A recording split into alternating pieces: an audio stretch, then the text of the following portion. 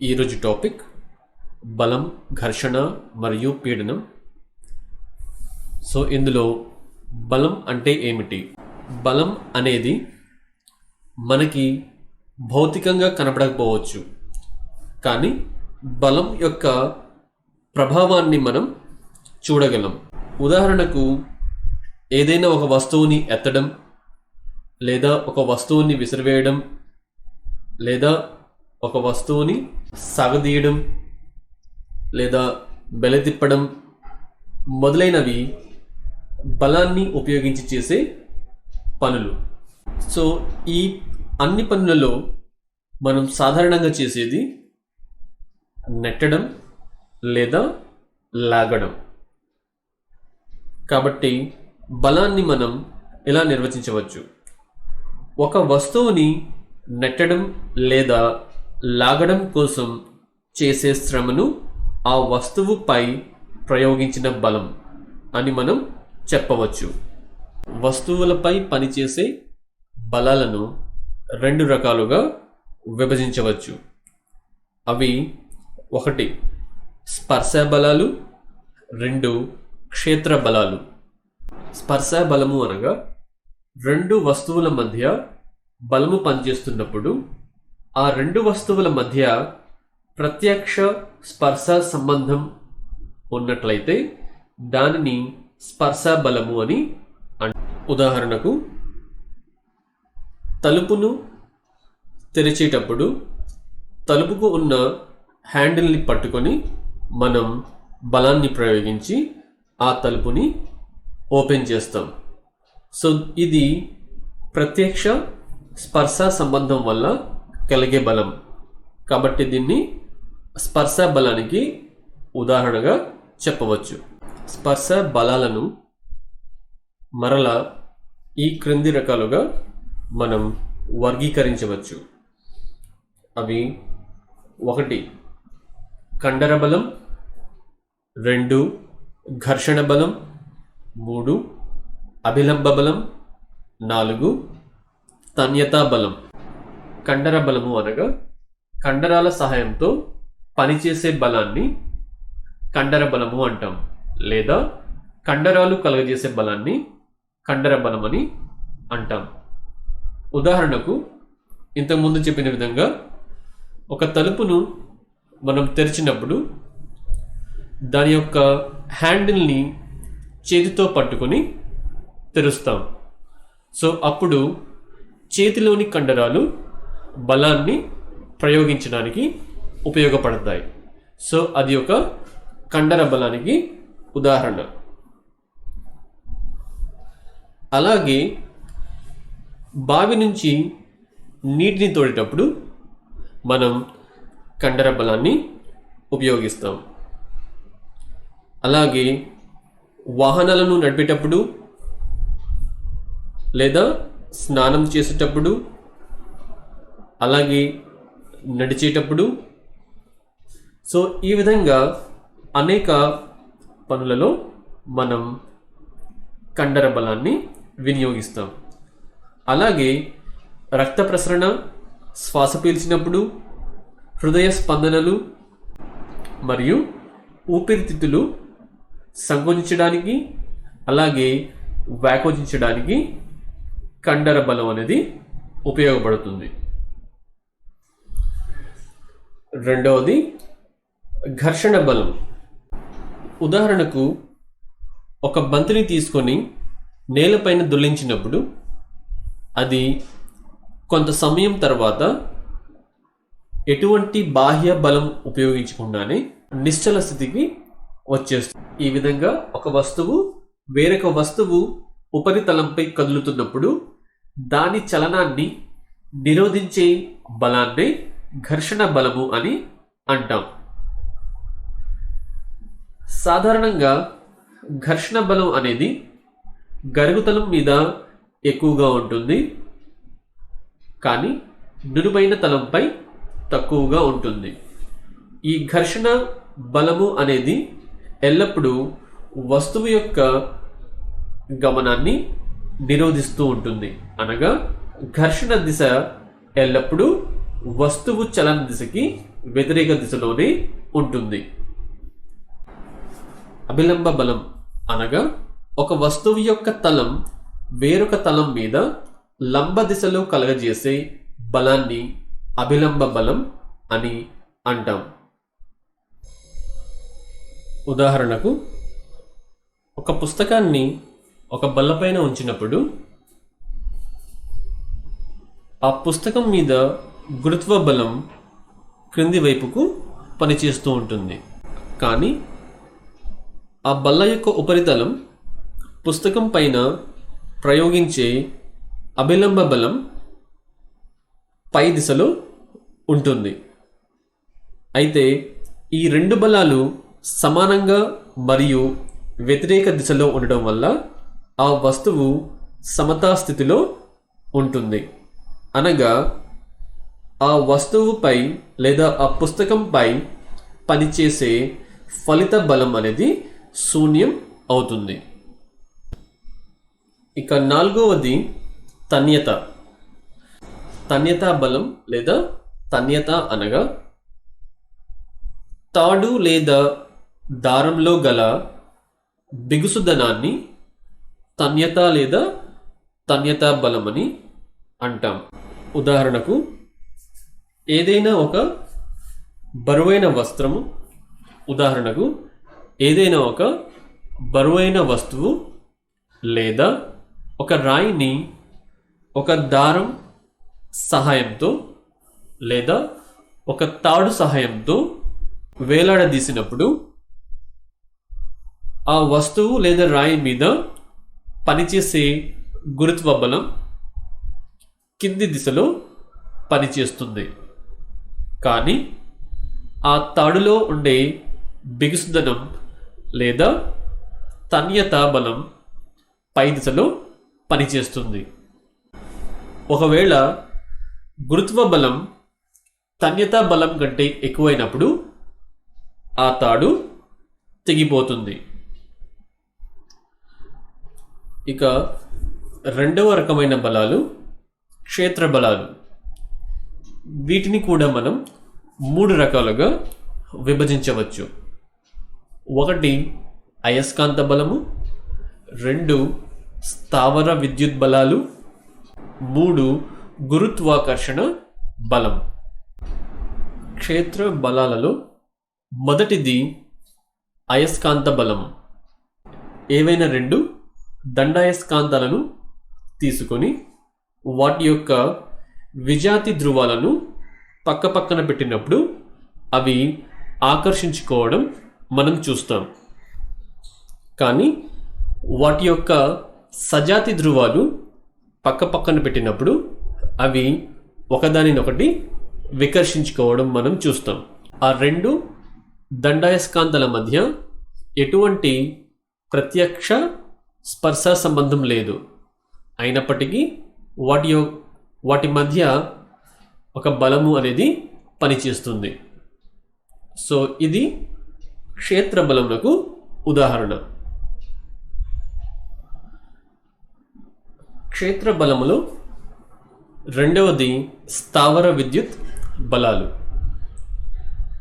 స్థావర విద్యుత్ బలాలు అనేవి ఒక ఆవేశ వస్తువుకు మరియు వేరొక ఆవేశపూరిత వస్తువు లేదా ఆవేశరహిత వస్తువు మధ్య పనిచేసే బలాలను స్థావర విద్యుత్ బలాలు అని అంటాం. ఉదాహరణకు 2 వస్తువులు ధనావేశాన్ని కలిగి ఉన్నాయి అనుకుందాం. ఆ 2 వస్తువులను దగ్గరికి చేర్చడానికి ప్రయత్నించినప్పుడు అవి ఒకదానిని మరొకటి వికర్షించుకుంటాయి. ఒకవేళ 2 విరుద్ధ ఆవేశాలు గల వస్తువులను దగ్గరకు చేర్చడానికి ప్రయత్నించినప్పుడు అవి ఒకదానిని మరొకటి ఆకర్షించుకుంటాయి. ఉదాహరణకు, ఒక రబ్బరు బలూన్ తీసుకొని దానిని కాగితంతో రుద్దినప్పుడు దాని ఉపరితలంపై విద్యుత్ ఆవేశం అనేది ఏర్పడుతుంది. ఇప్పుడు ఈ ఆవేశపూరిత బెలూన్ను కాగితం ముక్కల దగ్గరకు తెచ్చినప్పుడు కాగితపు ముక్కల మీద విరుద్ధ ఆవేశం ఏర్పడి బెలూన్ వైపుకు ఆకర్షించబడతాయి. మూడవ క్షేత్ర బలము గురుత్వాకర్షణ బలము. గురుత్వాకర్షణ బలము అనగా ఉదాహరణకు ఒక వస్తువును పైకి విసిరినప్పుడు ఆ వస్తువు మరలా కింద పడుతుంది. దీనికి కారణం భూమి యొక్క ఆకర్షణ బలం. దీనిని గురుత్వాకర్షణ బలము అని అంటాం. సాధారణంగా విశ్వంలోని ఏ రెండు ద్రవ్యరాశుల మధ్య అయినా లేదా ఏ రెండు వస్తువుల మధ్య అయినా ఈ గురుత్వాకర్షణ బలం అనేది పనిచేస్తూ ఉంటుంది. ఉదాహరణకు రెండు వస్తువులను పక్కపక్కన పెట్టినప్పుడు అవి రెండు ఒకదానినొకటి ఆకర్షించుకుంటాయి. ఈ రెండు వస్తువుల కంటే భూమి యొక్క పరిమాణము మరియు ద్రవ్యరాశి చాలా ఎక్కువ కాబట్టి ఈ రెండు వస్తువులు కూడా భూమి యొక్క గురుత్వాకర్షణ బలము ఆధీనంలో ఉంటాయి. క్షేత్ర బలాలలో రకాల గురించి నేర్చుకున్నాము. అసలు క్షేత్ర బలము అంటే ఏమిటి, అలాగే క్షేత్రము అంటే ఏమిటి? రెండు వస్తువులు ఒకదానితో మరొకటి ప్రత్యక్ష స్పర్శ లేకుండా వాటి మధ్య బలం ఉంటే ఆ బలాన్ని క్షేత్ర బలము అని అంటాం. ఉదాహరణకు మనం ఆల్రెడీ చెప్పుకున్నాం అయస్కాంత బలము.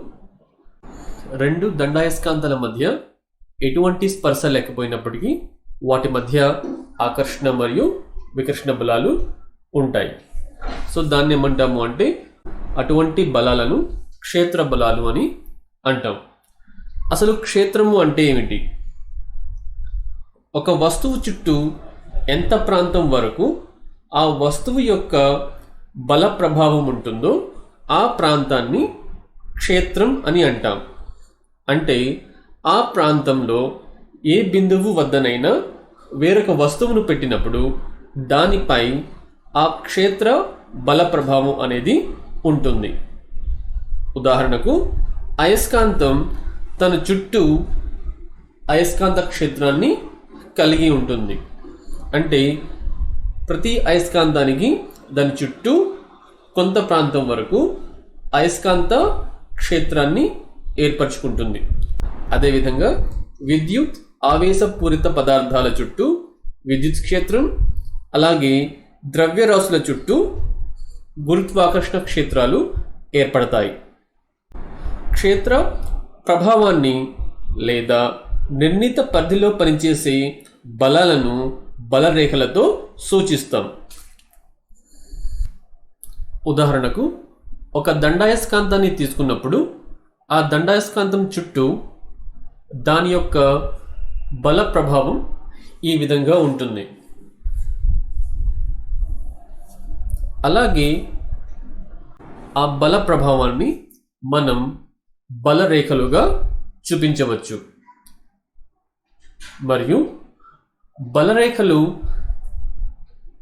దగ్గరగా ఉన్నప్పుడు లేదా ఎక్కడైతే బలరేఖల సాంద్రత ఎక్కువగా ఉంటుందో అక్కడ ఆ బలం అనేది ఎక్కువ ఉంటుంది. ఉదాహరణకు దండాయస్కాంతాన్ని తీసుకున్నప్పుడు దండాయస్కాంతం యొక్క ధ్రువాల వద్ద బలరేఖలు చాలా దగ్గరగా ఉంటాయి లేదా వాటి యొక్క సాంద్రత ఎక్కువ ఉంటుంది. కాబట్టి దండాయస్కాంతం యొక్క ధ్రువాల వద్ద అయస్కాంత బలం అనేది ఎక్కువగా ఉంటుంది. అలాగే అయస్కాంత క్షేత్రంలో ఎక్కడైతే అయస్కాంత బలరేఖలు తక్కువగా ఉంటాయో లేదా ఎక్కువ దూరంలో ఉంటాయో అక్కడ అయస్కాంత బలం అనేది తక్కువగా ఉంటుంది. ఒక వస్తువుపై రెండు లేదా అంతకంటే ఎక్కువ బలాలు పనిచేస్తున్నప్పుడు ఫలిత బలం అనేది కలుగుతుంది. నేలపై పెట్టి ఉన్న ఒక బాక్స్ మీద రెండు బలాలు F1 మరియు F2 అనేవి రెండు ఒకే దిశలో పనిచేస్తున్నాయి అనుకుందాం. ఈ సందర్భంలో ఫలిత బలం అనేది ఆ రెండు బలాల యొక్క మొత్తం అవుతుంది. ఒకవేళ ఆ రెండు బలాలు F1 మరియు F2 ఒకదానినొకటి వ్యతిరేక దిశలో అదే వస్తువుపై పనిచేస్తున్నప్పుడు ఫలిత బలం F1 మైనస్ F2 అవుతుంది. ఈ సందర్భంలో ఫలిత బలం ఎటువైపు లేదా ఏ దిశలో పనిచేస్తుందో అదే దిశలో వస్తువు గమనం ఉంటుంది. ఒక కదులుతున్న వస్తువుపై బలాన్ని ప్రయోగించినప్పుడు ఆ వస్తువు యొక్క వడిలో మార్పు వస్తుంది. అనగా ఒక కదులుతున్న వస్తువు యొక్క గమన దిశలో ఫలిత బలం పనిచేస్తే ఆ వస్తువు మరింత ఎక్కువ వడితో కదులుతుంది. అదే కదులుతున్న వస్తువు యొక్క గమన దిశకి వ్యతిరేక దిశలో ఆ ఫలిత బలం పనిచేస్తే ఆ వస్తువు యొక్క వడి తగ్గిపోతుంది. ఉదాహరణకు నేలపైన దొర్లుతున్న బంతిని అదే దిశలో నెట్టినప్పుడు దాని యొక్క వేగం పెరుగుతుంది. కానీ ఆ దొర్లుతున్న బంతికి వ్యతిరేక దిశలో బలాన్ని ప్రయోగించినప్పుడు ఆ బంతి అనేది దాని యొక్క వేగాన్ని తగ్గించుకుంటుంది, లేదా ఆ బంతి తన గమన దిశను మార్చుకుంటుంది, లేదా ఆ బంతి పూర్తిగా ఆగిపోయి నిశ్చల స్థితికి రావడం కూడా జరగవచ్చు. అంటే ఒక కదులుతున్న వస్తువుపై బలాన్ని ప్రయోగించినప్పుడు ఆ వస్తువు యొక్క వడిలో మార్పు కలగవచ్చు, లేదా ఆ వస్తువు నిశ్చల స్థితికి వస్తుంది. ఒక వస్తువుపై ప్రయోగించిన బలము ఆ వస్తువు యొక్క ఆకృతిలో మార్పుకి కూడా కారణం కావచ్చు. ఉదాహరణకు ఒక రబ్బర్ బ్యాండ్ను తీసుకొని సాగదీసినప్పుడు దాని యొక్క ఆకృతి మరియు దాని యొక్క పరిమాణము మారుతుంది. అయితే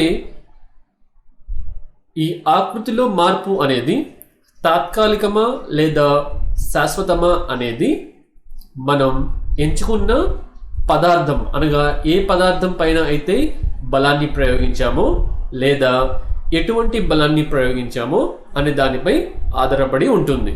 ఒక వస్తువుపై పనిచేసే బలం యొక్క ప్రభావం ఆ వస్తు తలం యొక్క స్పర్శ వైశాల్యంపై ఆధారపడి ఉంటుంది. స్పర్శ వైశాల్యం ఎంత తక్కువగా ఉంటే ఆ బల ప్రభావం అంత ఎక్కువగా ఉంటుంది. దీనిని పీడనం అని అంటాం. పీడనము అనగా ప్రమాణ వైశాల్యం గల తలంపై లంబంగా పనిచేసే బలాన్ని పీడనము అని అంటాం.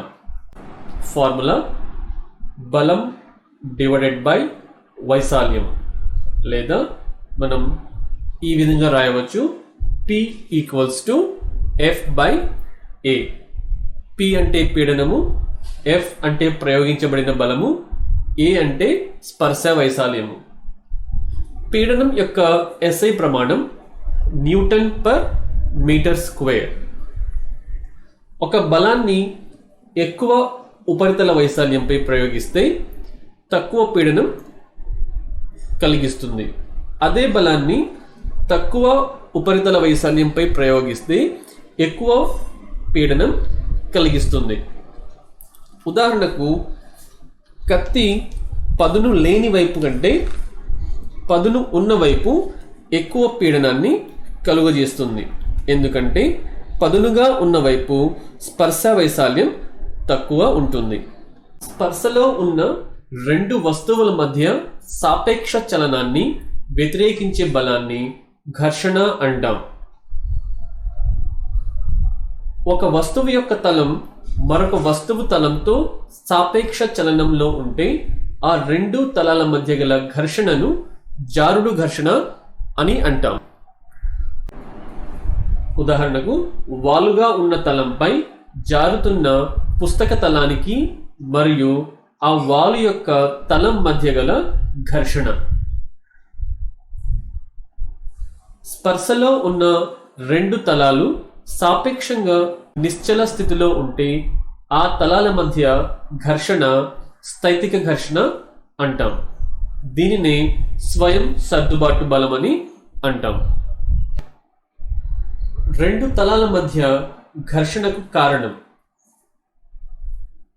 స్పర్శలో ఉన్న రెండు తలాల మధ్య ఉండే చిన్న చిన్న ఎత్తు పల్లాలే ఘర్షణకు కారణం అవుతాయి.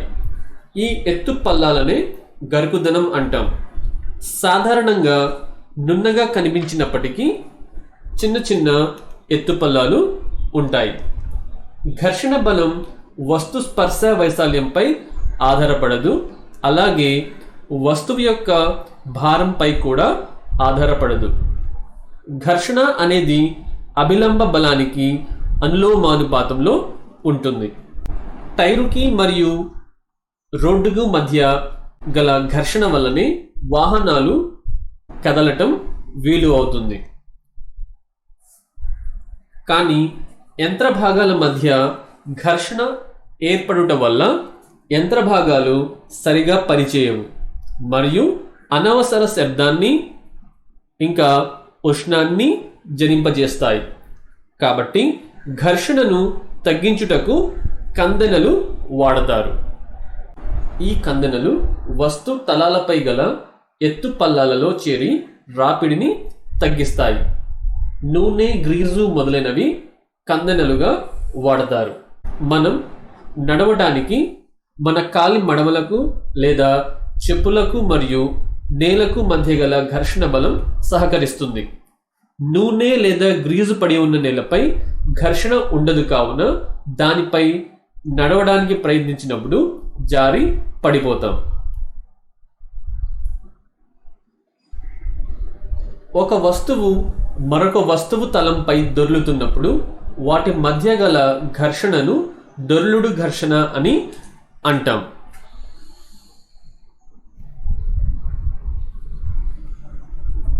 ద్రవాలకు మరియు వాయువులకు కూడా ఘర్షణ బలం ఉంటుంది. ఒక గ్లాసులో నీటిని తీసుకున్నప్పుడు ఆ నీటి పొరలకు మరియు గ్లాసు తలాలకి మధ్య ఏర్పడే ఘర్షణ వల్ల నీరు నిశ్చల స్థితికి వస్తుంది. నీటి గుండా మరియు గాలి గుండా ప్రయాణించే వస్తువుల మీద అవి ఘర్షణ బలాన్ని కలిగిస్తాయి. వస్తువులు ప్రయాణించడానికి ఈ ఘర్షణ బలాన్ని అధిగమించాలి. కావున విమానం, రాకెట్, ఓడ, పక్షులు మరియు చేపలు మొదలైనవి దానికి అనుగుణంగా వాటి ఆకృతిని కలిగి ఉంటాయి. ప్రవహించే ధర్మాన్ని కలిగి ఉండే వాటిని ప్రవాహులు అని అంటాం. ద్రవాలు మరియు వాయువులను మనం ప్రవాహులుగా గుర్తిస్తాం. వీటి వల్ల కలిగే ఘర్షణను ప్రవాహి ఘర్షణ అని అంటాం. సో ఇది 8th క్లాస్ భౌతిక రసాయన శాస్త్రం టాపిక్ బలం, ఘర్షణ మరియు పీడనం.